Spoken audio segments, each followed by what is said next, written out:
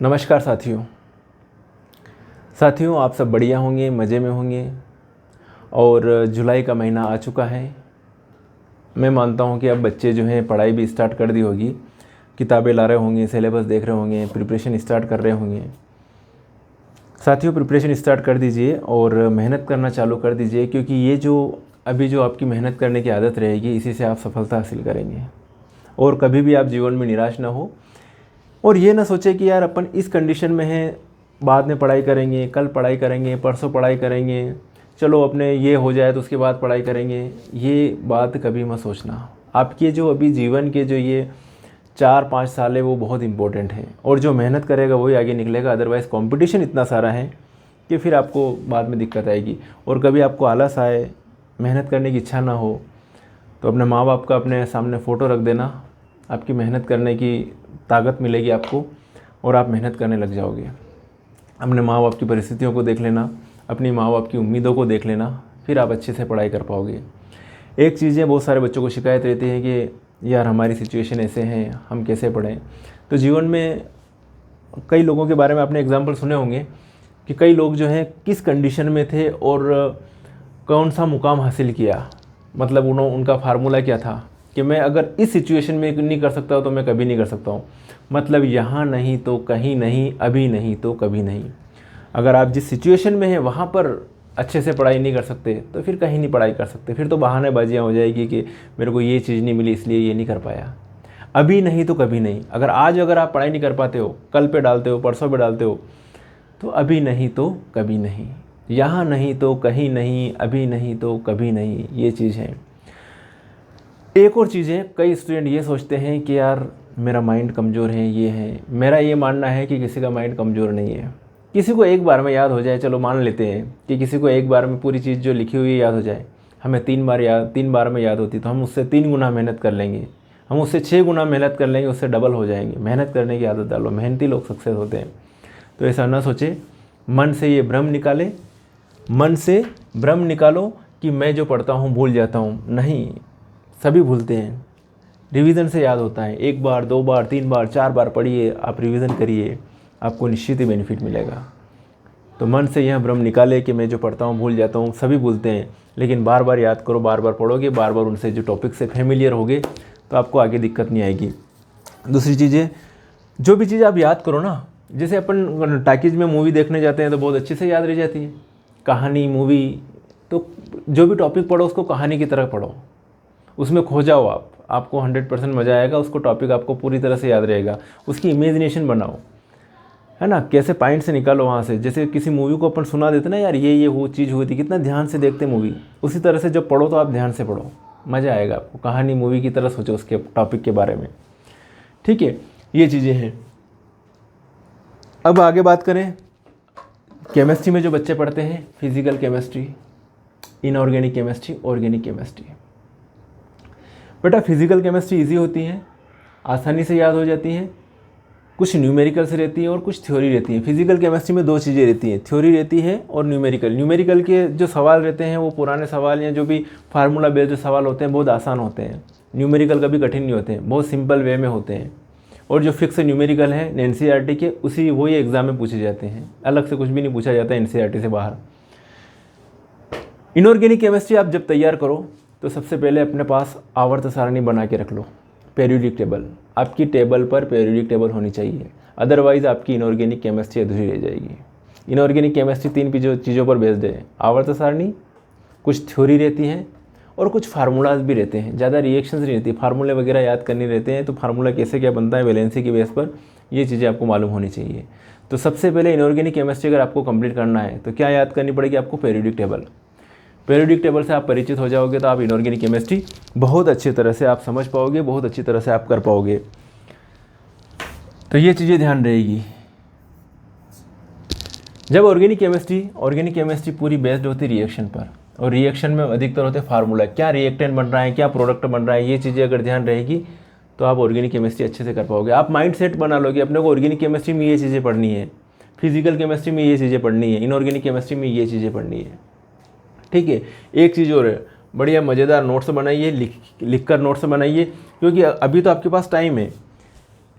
लिखकर नोट्स बनाओगे, coloured notes बनाओगे, मज़ेदार नोट्स बनाओगे, तो आपको लास्ट तक आपको उन नोट्स से पढ़ना है। और मज़ेदार नोट्स जो टीचर से पढ़ा रहे हैं उनसे समझकर अपनी लैंग्वेज में नोट्स बना सकते हो आप, ठीक है।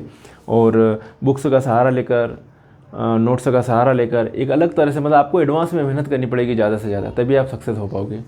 कोई भी टीचर ये कह दे कि मेरी वजह से ये स्टूडेंट को इतने मार्क्स आए, मैं नहीं मानता हूँ।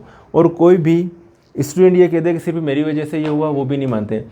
जो अच्छे परसेंटेज बनते हैं, जो टॉपर जो बच्चे आते हैं, उनमें स्टूडेंट और टीचर दोनों का योगदान रहता है।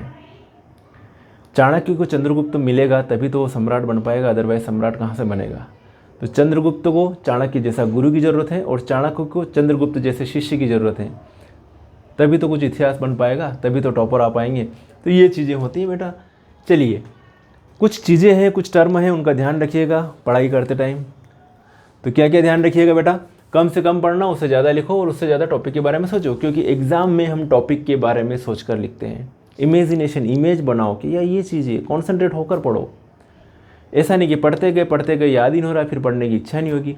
जितना पढ़ रहे हो उसको ध्यानपूर्वक पढ़ो, उसके नोट्स बनाओ, लिखो उसके बारे में, हाईलाइट करो उन चीज़ों को, फिर उसके बारे में सोचो। समझ में आया? हाईलाइटर यूज़ करें हमेशा पढ़ते टाइम में। टॉपिक के बारे में दोस्तों से डिस्कस करें, नहीं तो दोस्तों को पढ़ा दे भैया कि ये मैं पढ़ के आया हूँ, मज़ा आएगा आपको, हमेशा के लिए याद रह जाएगा।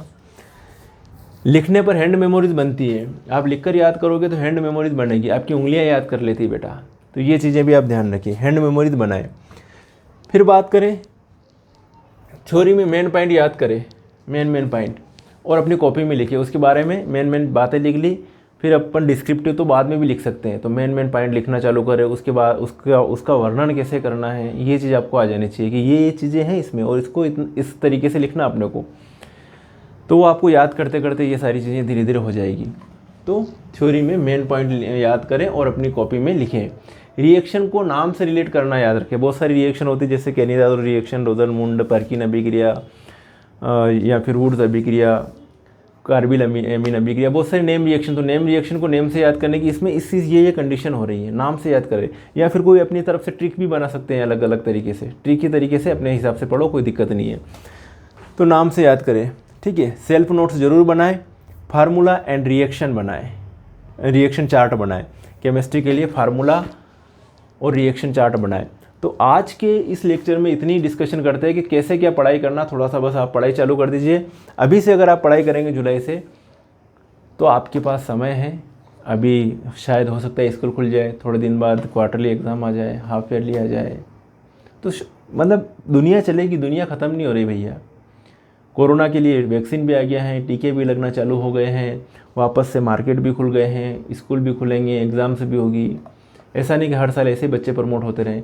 और अगर ऐसे बच्चे प्रमोट होते रहेंगे तो नुकसान तो बच्चों का ही है, क्योंकि बच्चों को कुछ आता नहीं है, जाता नहीं है, एग्ज़ाम दी नहीं, और अगर वो उस मुकाम को हासिल कर लेता है बच्चा, मतलब डिग्री हासिल कर लेता है या मार्कशीट हासिल कर देता है, उस मार्कशीट का क्या रोल है? उस मार्कशीट का कोई रोल नहीं है। और बच्चे जो हैं, चिंता रहती है, जो ग्रामीण परिवेश के बच्चे हैं, जिनके माता पिता ज़्यादा पढ़े लिखे नहीं हैं, उन बच्चों की ज़्यादा चिंता रहती है। बाकी जिनके पढ़े लिखे पेरेंट्स हैं, उनके तो शायद फैसिलिटीज़ भी अवेलेबल हो जाती हैं गांव में। उनके लिए जो पढ़े लिखे पेरेंट्स हैं, उनके जो है इंटरनेट फैसिलिटी वगैरह घर में सारी कुछ फैसिलिटी रहती है, ब्रॉडबैंड कनेक्शन रहता है, नेटवर्क अच्छा रहता है। बाकी जो है मोबाइल का नेटवर्क में बहुत सारी बार प्रॉब्लम आती है। डाटा का यूज़ करें तो केयरफुली यूज़ करें, काम के लिए यूज़ करें, पढ़ने के लिए यूज़ करें। अदरवाइज़ अगर आप डाटा को जो है, जो आपको जो इंटरनेट डाटा रहता है, उसका अगर आपने फालतू यूज़ कर लिया तो हो सकता है आपको बाद में दिक्कत आ जाए। तो साथियों, आज के जो इस बात, जो मैंने कुछ बातें करी, जीवन में आपको ध्यान रहेगी। यहाँ नहीं तो कहीं नहीं, अभी नहीं तो कभी नहीं। आप जिस परिस्थिति में, उस परिस्थिति में पढ़िए। खेत पर बैठे हो तो खेत पर पढ़िए, ठीक है। घर की छत पे बैठे हो तो वहाँ पर पढ़िए। एकांत ढूंढिए, है ना। एकांत मतलब जो एकांत होता है, अकेलापन जो होता है, विकास का मुख्य स्रोत होता है। क्योंकि अकेले में अपन बहुत सारी चीज़ें सोचते हैं, बहुत कुछ करने की सोचते हैं।